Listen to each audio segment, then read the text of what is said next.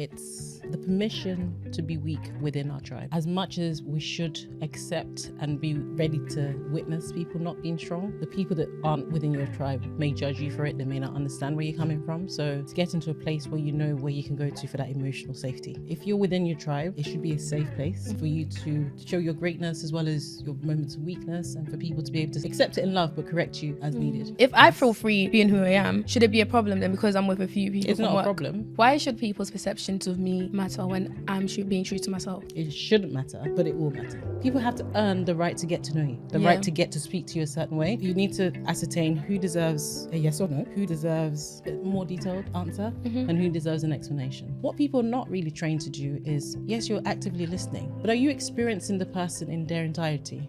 So their eyes are saying one thing, their hands are saying another thing, and their body language is saying another thing. So if the three they're not consistent, I'm not experiencing you as someone who's very genuine right now. What is a strength within your tribe is often a weakness. If you're always a person that doesn't know how to say no, one of two things is going to happen. You're either going to be taken advantage of, or you're going to burn out. Hi everyone, welcome to Gifts in the Future. Obviously for Mary's sake, I'm having to do this again. With me, I'm your host today, Crystal, and with me is the lovely Mary. Yay, we made it, guys. We did it. We can go now. Right then. The job here is done. My job is done. I can be quiet for the rest Paid of for the day. Perfect. Right. So what are we discussing today? Weak only within my tribe. Can you just repeat that? Weak only within my tribe. Of course, so it's a follow-up from last week's episode. Yes. Okay, well, before we start, I definitely have a pressing question as well, but... I'm always worried about your pressing questions.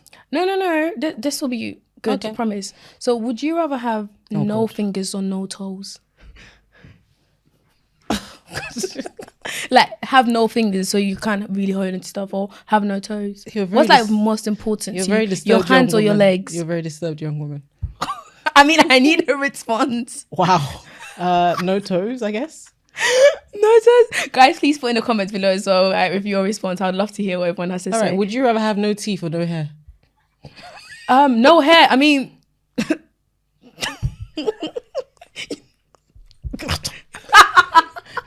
Okay, I would rather have no hair because I believe we can buy certain You can also have teeth. It's called dentures. Yeah, I know, but it's more expensive to get your teeth sorted out than just buying a wig, really. I heard Brazilian is very expensive nowadays, but It's true. I'll still rather no hair, you know. okay. I think I love my teeth too much. I think you could rock it. The whole pixie kind of side profile. You don't know the image that just fell into my head, right? Okay, sorry. I'll Let's just keep move on. quiet. Let's just Right, that's fine. Move on. Keep it Okay, kosher. cool. All right. Before But- watershed. You still didn't give me a response about yours. So I said no toes. Oh, no toes. Why? We need fingers, bro. How am I going to eat? How am I going to hold a wine glass? Wow. So your only problem is to hold. You just need And to eat. And wash myself. And that's There's so it. many things. So walking, standing. Listen, I can be driven Wow. and carried. You know what? We're so sorry. Not all of us have drivers, so it's fine. I don't have, but if no toes is a situation, I'll deal with the situation. Okay, well, that's a good choice. I would have gone for no fingers. What? Yeah. How would you eat? Actually, no, that's allowed. I would have gone for no toes as well. Especially given the 'Cause that's food that you eat. Let's not talk about that too. Thank you. We're going to move on Okay. very swiftly to the... Knuckles. Moving on very swiftly. So can you give us a bit more about today's topic? Why did we pick that to discuss? So it kind of it's a follow-up, isn't it, to our last riveting discussion. And when we've kind of defined our tribe, we found our tribe, however big or small, it's the permission to be weak within our tribe. And I think we put only weak within our tribe because as much as we should accept and be ready to witness people not being strong, the people that aren't within your tribe may judge you for it. They may not understand where you're coming from. So it's getting to a place where you know where you can go to for that emotional safety. So hence the topic, weak only within my tribe. Okay, so what do you mean by weakness? What type of weakness are you talking about? Because I know it's not physical weakness. It can be. Oh. Well, hopefully not physical, because you shouldn't be doing that within any tribe. So it can be, okay, let's just take some examples. So let's say you have anger issues, right? Whilst I'm not suggesting that it's okay for you to be shouting and ranting at your closest and dearest, if that is something that you're going to present with externally anyway, it's probably a safe place for those people to be the ones to tell you to pipe it down, and it's not acceptable, right? And it's going to probably repeat a few times, and you're going to have to be told about yourself. But if you can, and that's, if you think about when we talk about, the African thing of saying, bringing up children, upbringing, yeah? Mm-hmm. The whole thing about home training, upbringing is the things that you would go and do outside. If you do it at home and people see it, they can correct it so you don't go make the same foolish mistakes outside. So if you think of it like that, if you're within your tribe, it should be a safe place for you to show your greatness as well as, your moments of weakness, and for people to be able to accept it in love but correct you as needed. So let's say you're dealing with insecurities. If you go and play that outside with other people could use that against you to their advantage. So if someone knows, for example, that there's an insecurity about X, they could use that against you, and it could be used in a bargaining situation where they know, she's very conscious about this or whatever. But someone who loves you and accepts you for you, is trying to push you to be better, would say, I know that you're a bit uncomfortable about that aspect of your being, so I wouldn't bring that out if I met someone for the first time, because you don't want them to use that against. Do you see the difference? So I think being able to show up strong within your tribe is powerful. But also, when you found your tribe, it's those people that you don't need an excuse from if you're having a bad day, or if you just haven't mastered how to do or say certain things very polished. They can hear you out, correct you, and then you move on in love, right? Okay, so weakness is not more about you going up to your friend and saying, these are issues that I have. Might can be you help you. me? It's more of what they've spotted in you. It can you. be that they spot, because remember we talked about them, the people closest to us being able to see our blind sides. So they might spot it, but it could also be in you having that safety, that psychological safety, to be able to say to them, I'm struggling with this, right? If you think, when you watch movies, the American movies, and there's always the drunk dad or the drunk uncle, and he goes to that first AA meeting, they always say, the first step is accepting that you've got a problem, right? So just play that back. If before the person went to that AA meeting, it's not likely that they pick themselves up for a bar and just thought, I know what I'm going to do. I'm going to go to an AA meeting, right? Someone's probably pushed them, whether that's someone that the government or local authorities refer them to, or a loved one. Someone's probably said to them, you have a drink problem. I think you need to find yourself support and help. And I would suggest an AA meeting, or maybe even say, I'm going to accompany you to an AA meeting. When you come out, I'll be waiting in the car for you, to make sure that they stay the whole meeting, and to make sure that they feel supported in taking that first step. So if you think of it like that, it's your tribe should be the people that, either because they notice it or because you go to them and ask for help, whatever it is you're dealing with, they're not going to use it against you. Think about when, I don't know if this has ever happened to you, but you said last episode, the first person in your group to get married, right? The first time that happened, I'm guessing, tell me if I'm wrong, you're all probably excited and you were researching colours and what colours go together and, which hotels you might stay in, right? So if you now just overlay this, when someone that we love shows up either with a good news or something that they're dealing with, we almost take it upon ourselves. We want to research, we want to support them. They didn't ask you to do that.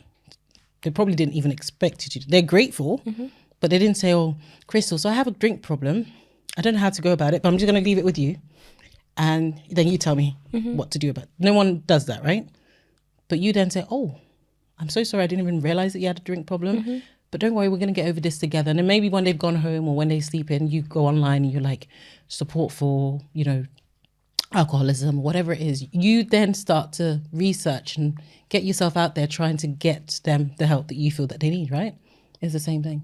So whether they noticed it or you ask for help, it really is inconsequential. The main thing is there is that psychological safety where that person will show up for you and they will support you 100%. Oh, that's good. So why just showing up weak within your tribe, then why not outside the tribe? What are the consequences of issues there? So at work, for example, always professional. Even if I'm not feeling the situation or the people in the situation, it's like, I get paid to be here. I have to respect the fact that I get paid to be here. And often at work, people are like, you're very stoic. Yes, because you don't pay me to show myself. And actually, you can't pay me to show myself. it will come with, there are terms of my engagement that when fulfilled, I will feel safe to show up as myself. So until I feel safe to show up as myself, you would get the Mary that you paid for. And you know what I mean, very loosely. The Mary whose time you've paid for, which is come in, do X job within these hours and with these benefits. That's what you get. So is it the appropriate place for me to show my weakness? Probably not. Let's say you've got an anger problem and your manager has been peeving you off, then comes and she says or he says something that triggers you, and you're thinking, boo, I've been waiting for this. Now you've done triggered me. You're going to give it to her. What's the outcome likely going to be? You probably won't get sacked on the spot because you're in the UK and, you know, we don't do on the spot sackings, but there's probably going to be some disciplinary. But you're probably going to be like, yeah, I'll get right to it. You better move away from me now, boo. Yeah. It's not that time of day and I'm not the one, right? Because you've learned how to manage those emotions. And that's what it is. But when you get home and you replay that to your tribe, you're going to be like, and then she came, and you know what? And then under my tooth, I was like, girl, I give you 2 minutes to disappear. Why is that though? Why do you feel like you can't, if you have an anger problem, that's technically you as a person, right? Why can't we be ourselves though? Because at work, like why can't you be who you are, if that makes sense? Shouldn't everyone be, no, I know everyone's not accepting that, of course, but no, we should. What is the problem in that then? We should, but the reality is often we can't. All right, for example, let's say you like to dance and you hear music and you just want to, ooh, right? Yeah, definitely. When they play music at work, do you go, ooh, that's my, you don't, do you? Because in then people, head, yeah. in your head, but you know what? No, the way you would if you were out with your friends. Yeah. Oh my God, do you remember that time this song came up, right? You don't do that at work, even outside like normal office hours. Let's say it was after work drinks with your colleagues. You're not going to be like, guys, this is my jam. No, but why is that? That's my whole point. Is it because we have to come across as professional? It's also because you need to be reading the room. You're reading the people, and you're reading the extent to which you feel it is safe for you to show up as who you are. No, but is that not their problem? It's because clearly they will be judging me, and that's on them. Like if I feel free being who I am, should it be a problem then because I'm with a few people? It's not a problem. But then the issue for you isn't that it's their problem. It is their problem. The issue for you is how their perception of you is then coloured by the thing that they saw. Remember, they forget that, this was Crystal outside of work. They just think, I saw a ghetto side to Crystal now. Do you see what I mean? Yeah, I get that. Is it ghetto though? You were outside work. It was, there was alcohol in the mix. Wait. So then my question is, I'm just trying to prove that. Why should people's perceptions of me matter when I'm being true to myself? It shouldn't matter, but it will matter. Okay, in what context? What way there's a promotion and they're like, actually, we don't think Crystal should be promoted because of how we saw her react to the song. It's the extent to which people feel that you are lying to either what they want you to be or what they believe you to be. Okay. Right? So if they think, Crystal is an atypical ex because typically people like Crystal would do this, but when Crystal's faced with the same, she doesn't. Right? And then you show them not that thing. They're like, I didn't realize that Crystal would do this. So maybe she is more like the typical ex. Do you see what I mean? So you've not done the thing that Crystal would never. But now that they've seen another side of you, they think, maybe I've misjudged Crystal. Maybe she's not, the Crystal that I thought she was. And I'm not saying it's right. It's not. But we are constantly code switching. We're reading the room. We're reading the situation. We're reading the players in any given context. And we're adapting our behaviors and how we show up accordingly. And we shouldn't have to do that. If you can go from the gym to work, from work to after work drinks, to everywhere you need to go in a day, and not think, is this appropriate? Do I need to change my shoes? Oops. Do you think you can do that on a regular day?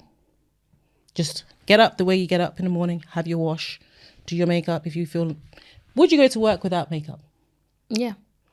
Would you go to work thinking, it's a bad time of the month and I'm just not feeling it, so I feel like I need to be in my comfort zone today, so joggers is where I need to be. I'm not having any external meeting, so no non-employees will see me, would you rock up to work like that? Obviously, I wouldn't, because of how everything now plays up.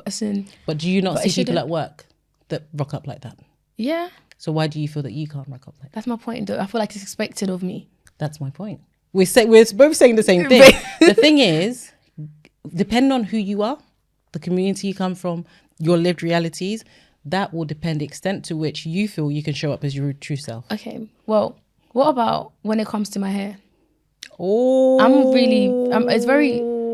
Okay, right. She gonna shake some tables. No, wait, no, it's not that, right? It's just, wait.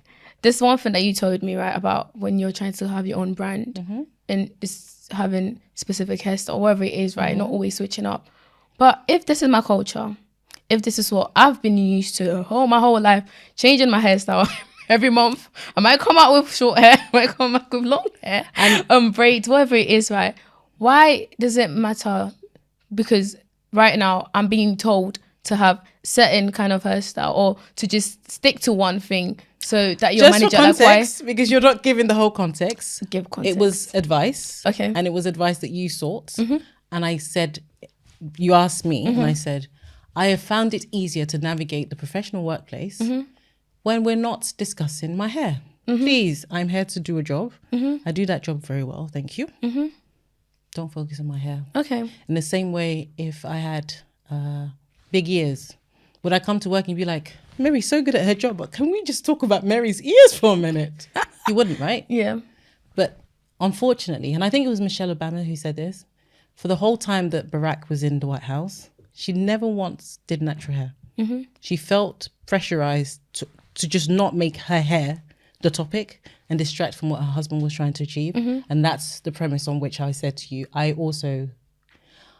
subscribe to that to an extent, because if people be like, oh my God, you changed your hair again. Oh, it looks so nice. And the next week, oh, you got braids. How long did that take?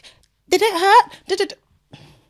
Okay, it stopped being cute after about 2 minutes. I've heard it too many times. You understand? Right? Yeah. So I get it. Sometimes people from another community, another background think, oh, you know, that thing that you do is really cute. But by keep on talking about it, asking me questions, you're actually objectifying me. I'm not a doll. And when you touch my hair, well, to be fair, no one has done that, because unless you're drunk, there is nothing about me that makes you think, oh, Mary's so approachable, let me just go and touch her hair. But I've seen and I've heard that happens in the professional workplace. And it's like I said to someone when I was pregnant, would you touch my bump without asking me? She was like, no. So what makes you think you can touch someone's hair? We're not on that level. Why would you come and touch me? If I put my paws on you, it would be a whole different situation. Yeah. So that's just it. So what I was saying is to not distract from what you're trying to do and achieve in the workplace. I have found that my coping mechanism is to keep a very stable kind of appearance so that we're not talking about my hair. Let's focus on, we go into a meeting room, we want to spend the first 5 minutes talking about hair and does it hurt when you do eyelashes like that? Oh my God, how do you get that in? I get that you're trying to make small talk, but I'm not really here for it. We're not friends. Maybe. Yeah, I was about to say though, it depends. If we had a relationship, it would be different. Yeah. If me and you were having lunch and I'm like, oh, Crystal, I want to get braids. Wait a minute, the braids that you had last time, I really like them. Who did them for you? We could have that conversation, right? Or someone could say to me, oh, I need to get my braids done, but I don't know anyone. But I don't really get braids, but there's a girl at work that does the most amazing braids. Let me ask her. That's different, right? Because there's a relationship. My point is, if there is no relationship, I'm not coming at you with that. Please don't come at me with that, because as much as you're a human being and I don't objectify you, please don't objectify me. And that's it. Yeah. I feel like this topic, I can't lie, this is too big to even go into it now. It's always too big. Yeah, no, because it's just a whole different world, right? It can get so messy as well. Yeah, and I feel like sometimes people don't realise them asking certain questions or saying certain things. I feel like sometimes it's because maybe they're actually honestly just trying to get to know you. But there's a way to do that. Okay, let's say I was really curious about, let's say I was getting friendly with an Asian person for the first time. And I'm curious about certain aspects of either their features, whatever. The respectful thing would not be to ask in a room full of people, oh, why is this like this? And my hair doesn't do this. Why does your, right? Yeah. If I'm really curious and I'm coming from a place of wanting to learn, I would wait until an opportune moment when it's me and that person, be like, I've been meaning to ask you this and please tell me if you're offended, and then ask. But when you ask a black woman about her hair in a room full of people, or you touch her hair in a room full of people, that's not curiosity. That's disrespectful. Point blank. Yeah. Again, we're gonna leave this for another episode properly, so we don't all these come episodes. Off of this. Yeah, I know, because I've just thought of definitely the perfect one to discuss this. But back to show, I guess being weak, being weak only within within your tribe. My question then is, outside your tribe, right? When you're showing up, you're showing your best face. That's the thing, though. But see, why do I have to keep this being this kind of like version of me? Is it like I'm trying to please other people? I see it slightly differently. I think it's a privilege for people to see all of me. And unless I'm close to you, that is a privilege I'm not affording you. You know? And I think you just need to angle it like that. What gives you the right to experience me in all my entirety? You need to prove to me that you're worthy to experience all of this. Wow. Otherwise you're not.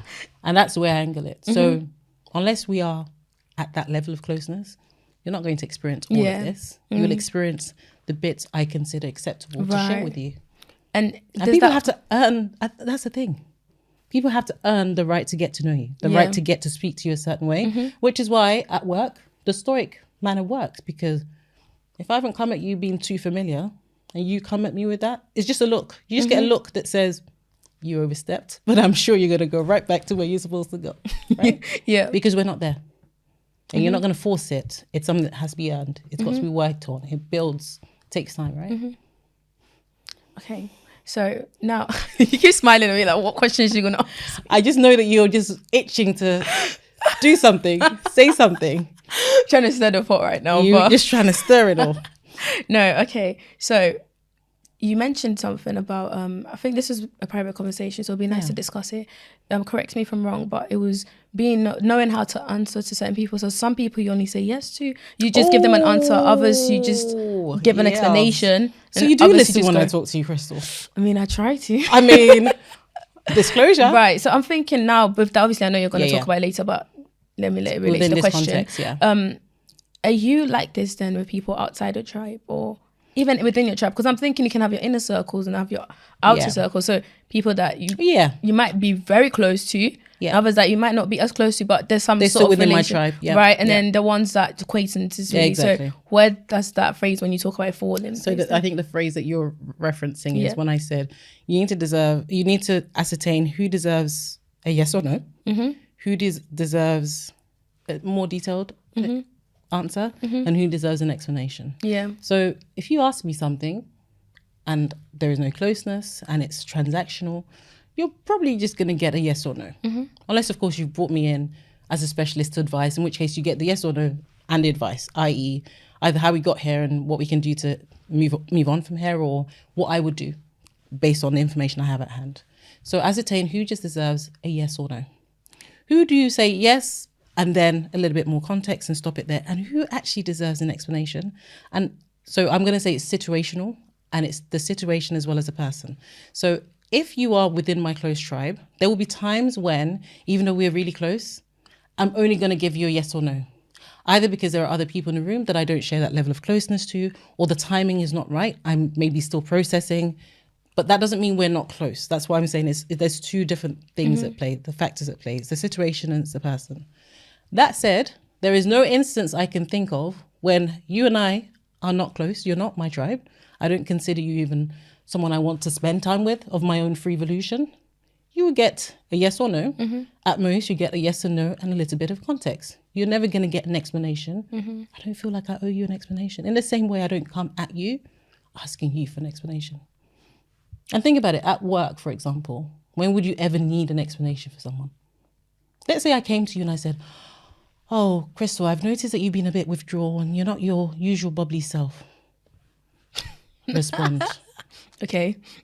Do you feel like you need, at work, do you feel like you need to give me more than that? No. At most, in that situation, I'll be like, oh, okay, thank you for noticing. Done. Yeah. Because unless I'm close to you or I trust you enough to, I'll just thank you for noticing, because that's me showing that I'm raised right to appreciate the fact that you took time to notice that I am a bit different. But don't you think that that's just how you are as a person?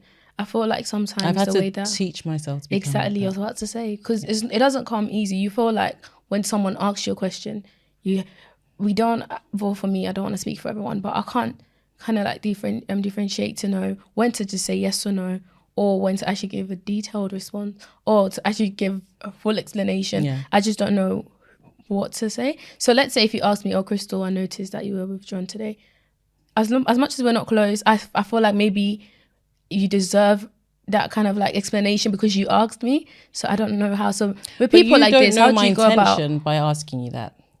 You don't know if I'm trying to prove that you're incompetent or that you're struggling with volume or the level of work that you've been given. So you don't know what, without us being close, you can't trust that I'm coming with good intentions, which is why I'm saying, if we're not close for me to understand, okay, where's this coming from? It's a yes or no, Will. It's a yes or no. And thank you. I will acknowledge that, you've noticed something, but let's keep it moving. And if they keep pushing? I'll say, I'm not comfortable to discuss this with you, but thank you. And if they say, I get it, you're not comfortable to speak to me about it, but just make sure that you're okay. I just want to make sure, and I'll say, thank you. I'll make sure I get help from the appropriate people or persons. If you're truly concerned about my welfare, you just want to know that I'll make sure I get help. Okay, I'll get help. And does that link to the showing up strong then? Yeah, I'm going to show up strong because I'm not going to give you anything that you could come back at me with. So what is this? Is it a transaction? If so, let's focus on the transaction and keep it moving. Yeah. Yeah. What if with your response as well, that yes or no could now lead to certain decisions being made now? I always say less. Let's just play this out. You're an HR, right? So imagine someone has escalated something and said, "Oh, Crystal was really rude." What did Crystal say? I asked Crystal X and Crystal said yes. That was really rude. Okay. It's going to have to pass a reasonable man test. So the reasonable man will say, so just to make sure I'm understanding you right, you asked Crystal X and Crystal replied Y. Are you confirming that Crystal replied? Yes, she replied. And she replied with Y. Yes. How is it rude? She didn't ignore you. No, she responded. But it was rude. I found it rude. Okay, but I'm struggling to understand how it was rude. The reason, do you see that the reasonable man would say, how was it rude? If someone speaks to you and you decline to answer, that is rude. But you've given a response. You've answered them. It's not rude. Unless you beg to differ. No. I get that. I think say less. Yeah, less in a is multitude more, right? of words, that's when you start talking nonsense and you drop things that you shouldn't to the people but that's that a you law should. Degree that you literally have. But also, I just think really... it's good discipline. Yeah. Say less. I always think listen more, observe. A lot of people are getting better. We've all had active listening training, and even at uni, some of the business thing they talk to you about, what makes a good business person. So we active listening is kind of, the generations now have been brought up to know about active listening. What people are not really trained to do is, yes, you're actively listening, but are you experiencing the person in their entirety?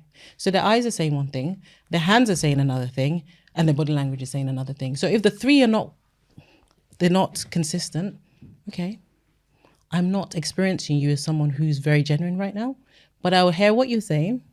I will show that I'm doing active listening by repeating what you said, paraphrasing it.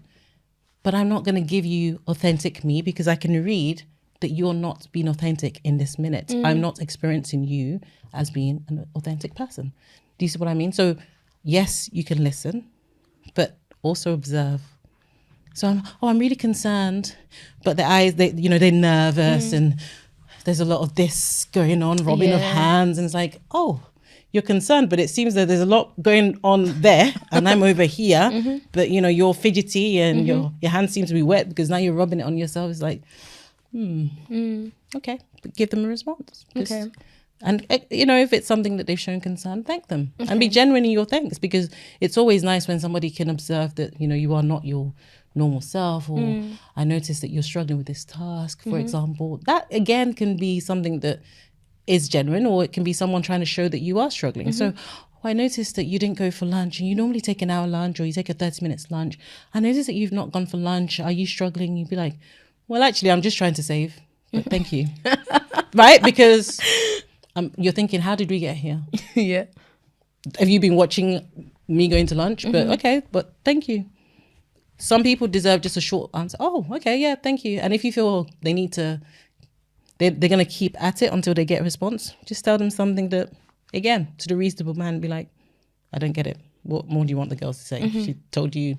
But I don't think it is that Crystal's trying to save to buy a house, because, you know, Crystal lives at home and her mum's promised her that she's going to pop the cog in 2 years and Crystal can have the house. So I don't think Crystal... Your choice of language, pop the cog. It's like, seriously, do you want... They, in their mind, it's like, oh no, what Crystal said could not be the truth, because, you know, she's going to get inheritance and we know exactly when the inheritance is coming. Like, you're going to shoot the person just to make sure the inheritance comes through.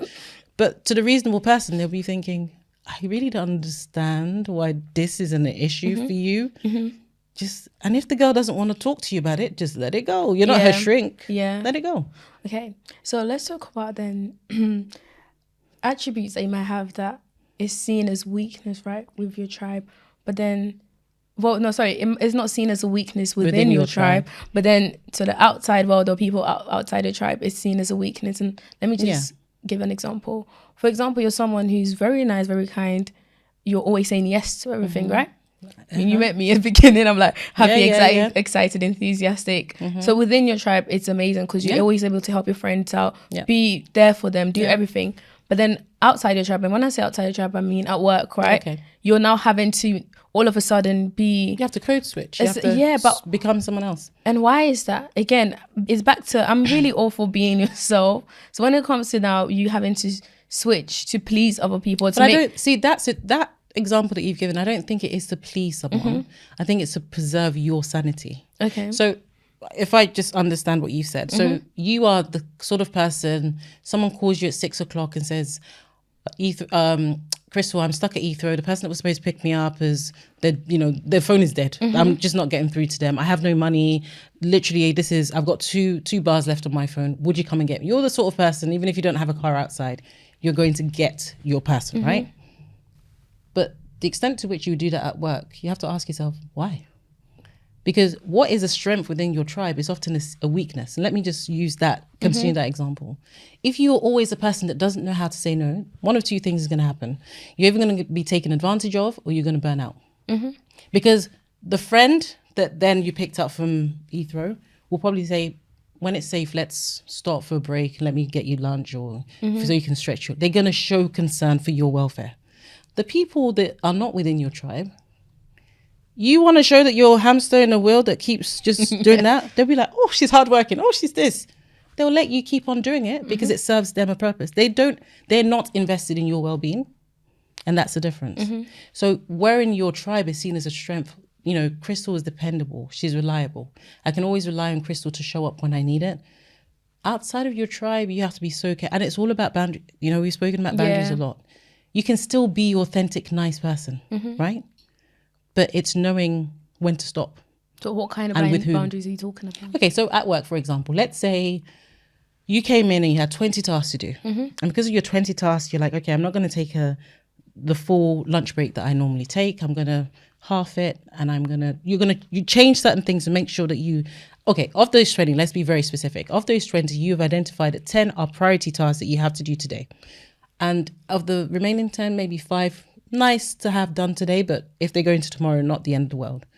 You change the order of your day, you really focus, and you get the 10 plus the 5 done. Someone then comes and knocks on your door, let's say at 12 o'clock, and you've seen them chatting to every Tom, Dick and Harry and, just being the popular kid on the floor. Oh, Crystal, so I'm really struggling with X, but the thing is I'm on holiday from tomorrow and I'd really like your help because, you've got amazing Excel skills. And if it's not too much, I'd like you to do it for me today. You would be like, oh, okay. So if you show me, I'm happy to help. But no. Yeah, actually, would you If they came in at 9 o'clock, like you came in at 9 o'clock or slightly before, whenever, and you saw them applying themselves, and let's be honest, most of us know when our colleagues and people around us are struggling. you would eventually say, "Are you all right, X? You seem a bit troubled." And they're, "Oh God, I've been trying to rack my brain around how to do this. I need to do it tomorrow. I'm going on leave. Do it today because I'm going on leave tomorrow." Da, da, da, da. Then it's probably more natural that you'd be like, "Okay, let me. What is it?" You hover over them, they show you and be like, "Okay, well, how about you try this? Da, da, da, and let's check in around midday and I can see if I can help you." Is that not a more wholesome conversation than them rocking up to you at 12 o'clock when you've put yourself under strain to deliver on your deliverables and expecting that because you're the nice person that can't say no, Crystal's going to do this, even if it means that Crystal now needs to log off at 9 o'clock in the evening. It's just that you can still be your authentic self, which is you're someone who always wants to help, but you need to enforce boundaries. No one is more invested in your well-being than you are. No matter how much I love you, no matter if you're my significant other, no one is going to love you more than you love you. So the extent to which you show people, this is what self-care looks like for me, this is how I need to be treated by how you treat yourself, that's when it's easy for you to say, this person respects me, this person doesn't respect me, because of the extent to which they try to mirror how you treat yourself. Okay, thank you. I mean, I dropped it and you were just like, "Oh, thank you." I mean, this discussions have been happening so much now, so I need to stop talking to you and save it all so that you can just be it's no, okay. no. I get what you're saying. It's just there's so many questions going through my head as you're speaking. So the question I have in mind now is to be assertive. Oh, what does it mean to be assertive in the workplace? Because in my mind now, assertiveness can come across so harsh or so bad to certain people, especially if it's your manager asking you to do something or whatever it is. Like, how do you become assertive in a way that is not offensive? If that makes sense? There's assertiveness and there's passive aggressiveness. I don't think assertiveness is ever rude. And if the person perceives assertiveness as rude, again, that's on them. Let me give you an example. Let's just continue that example. If someone is clearly trying to shirk work to you that is within their responsibility, my assertive self would be like, "X, I believe this is firmly within your scope, given that you are this job title. However, if you believe there's any way I can help you, please let me know and we'll come to an agreement." Do you see the difference there? I'm not saying, "Why are you trying it?" That's obviously your job, mate. Or, "I'm sorry, it appears that because I finish all my deliverables in time, certain members of the team who have not been so diligent in their work." That's now, so shady.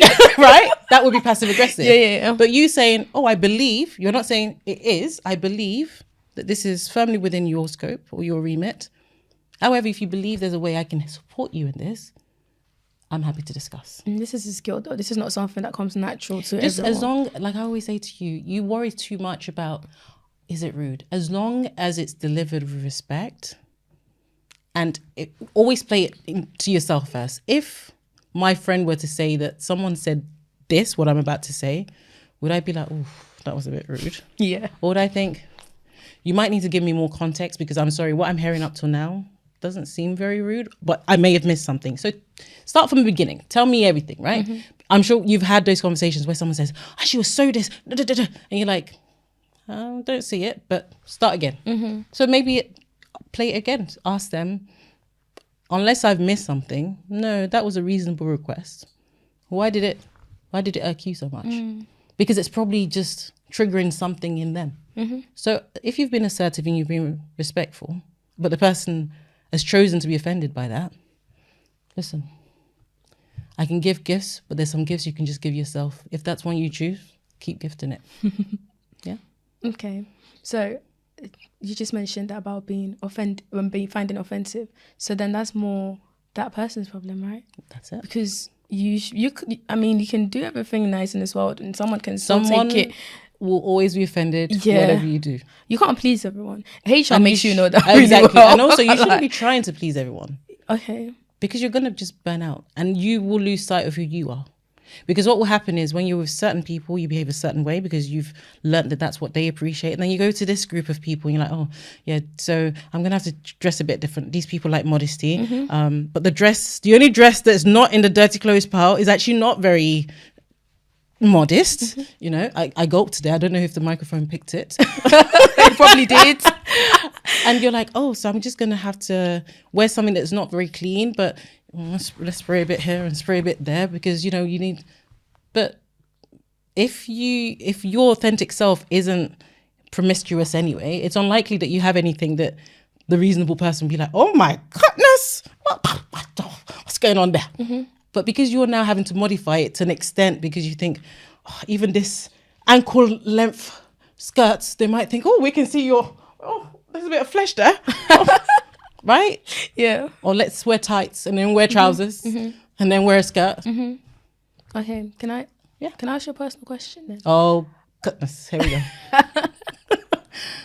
So can you kind of like describe to us or explain to us how this has been for you with your journey so far in your career, from having to, regarding your personality, how you started off as a HR professional, what kind of person you were, so what you've learned and where you are now? Okay. So I think when I was early careers in HR, I wanted to prove myself. I was like, I'm so good at this and I'm so good. And you want people to see that. And that's not a bad attribute. I think we said in one of the previous episodes, often with women, we're not very good at telling people what we're good at. Oh, I'm so good at this. And Excel, man, I code that stuff in my dream, right? We're not so good at that. And we're also not good at telling people I want a promotion or I'm trying to get to this level. Yeah. So from early careers, I was very good at, I wanted everyone to know, oh, Mary's this and Mary writes well, she's articulate, she's this, right? Mm-hmm. And because of that, and not knowing how to navigate the professional landscape, I found myself taking on too much. And I quickly learned that there are people that will happily let you do all the work, and one of two things will happen. Often they'll take credit for it, or they'll just be silent. They won't take credit for it, but they won't call you out as the one that did that thing. Mm. So actually the thing I was trying to achieve, i.e. want people to know how great I am and that I did that and I prepared that, I wasn't achieving anyway. So then I started to ask very direct questions about, I want to understand what is within my remit. How will I be assessed at the end of the year? What are my deliverables? Because as much as there is no I in team, we hear this a lot, you get to a point where you realize you need the tipping scale in terms of the extent to which you are aiding yourself and the extent to which you are helping other people advance. It needs to tip firmly in the favor of aiding yourself. Because guess what? If you're trying to tip it to aiding them, it's not one person that makes it them. So how many people are you going to help to advance their careers at the extent of yours? So I found out that I could still be approachable and all of those things, but by learning boundaries and saying to people, okay, everyone, as you know, in HR, everything is urgent. Everything is needed yesterday. But actually, just by asking very salient questions. So when is this needed? Because it's urgent. Exclamation mark, priority, all of that in the email. And then you think, okay, let's pick up the phone. So I pick up the phone. Hi, X, how are you? Da, da, da. Right, so I've just seen your email. So just trying to understand, talk to me, what's happened here? And then they tell you, and it's been going on for about 2 weeks and, and you have, okay, so what, just to make sure I understand the ask, you're asking us to do, so to make sure that they don't think that you haven't taken the time to read, I always say to you, explain what you understand. And if you've done some research or you've reached out to certain people, always say that to them so they can see that there's some effort on your part. Yeah. So my understanding is you're trying to achieve this and the request to us is X and Y. What happens after we get X and Y to you? And they'll be like, oh, well, this person, we need to sign it off, but they're actually off until Friday, but I need it today so I can have a look over it. So the person that's going to sign it off is off until Friday, but you're telling me it's urgent and today's Tuesday. That will suggest that it's not really that urgent. So I say, okay, we're dealing with a high volume in the HR inbox or in whichever function of HR we're in. How about I get it to you by 12 o'clock, midday on Thursday? That will give you enough time to review it. If I think midday on Thursday is feasible. If not, I'll say, how about I get it to you close of business on Thursday? Mm-hmm. You have all of Friday morning to review it, and you can still get it to your person who needs to sign it off, and they will still sign it off by the close of business. Mm-hmm. Why is it urgent if nothing else is going to happen once I deliver it to you between Tuesday and Friday? Yeah. So often people will try and make it, what people just want to know that they have nothing else outstanding. Yeah. And now it's left to them to do. And there's also the people that do it quickly and they ship it to you because then they want to be able to say, oh no, I'm waiting on Crystal. I'm waiting on this. I'm waiting on that. So you need to learn those dynamics in the workplace. And that's why I always say you can still be a team player, but don't allow anyone to make you a doormat. Yes, show up, help, use your skills to develop as a team, but make sure that you're getting credit for what you do. Is that what you've learned then? Oh yeah, for sure. 100%. The other thing, I guess, as I've advanced in my career is the things that really helped me earlier in my career, where I'm opportune to have early career people reporting into me, I tried to give them those snippets of wisdom and say, I found that by doing this, I was able to advance quicker, or I learned this skill earlier on, trying to share that with them so that they don't need to go through trying to work it out themselves. There's things that everyone's going to have to work out, no matter how rich your network is. There's certain things no one can teach you. You're going to have to learn it yourself. So I think so. Then if you were to summarize your tribe in general, so what we should be having, the kind of people we should be having in our tribe, what we should be looking out for people that we're going to meet in future, who are we actually including in our tribe, and then also what weaknesses we're showing within our tribe. How would you summarize, I guess, from last episode and this episode? So your tribe is that group of people, however big or small, that allow you to be yourself, to feel comfortable, to show up however you're feeling, whatever you're feeling that day or that period. They will take time to understand how you've gotten to where you are, understand what you need from them. But they also give you clear accountabilities. If we do this, you are going to do this. So if you think about those intervention in the American films, when they stage an intervention, someone is having a midlife crisis and the family they lock them in the living room and everyone rounds them and it's like, right, so you have a problem and this is what we're going to do. This person's going to take you to camp. Everyone tells you how they're going to show up for you. Yeah. But there are clear accountabilities on you that says, we're all going to do this. It's going to cost us all different things, but in return, you have to do this. That's them showing you, we are invested in you, but we're not going to allow you to take the P or to not be accountable. They're the people that when you have what you consider to be small wins, they will celebrate and be like, geez, it was only a £2,000 salary increase, for God's sake. They're like, you know where you came from? You used to scrap for £20 at the end of the week. Now you can buy us all drinks on a Friday night, right? We laugh it off, but the people that will remind you where you are now was once a prayer point. It's a thing that you were like, oh, if I could only just get there. They will remind you of the small wins. They will tell you, look, you've come this far. What you're thinking to do, it's chicken change. You're going to get there. But also, they're the people that even when you do wrong things, yes, they will correct you, but they'll do it in love. And they will tell you, okay, but we need to move on from that.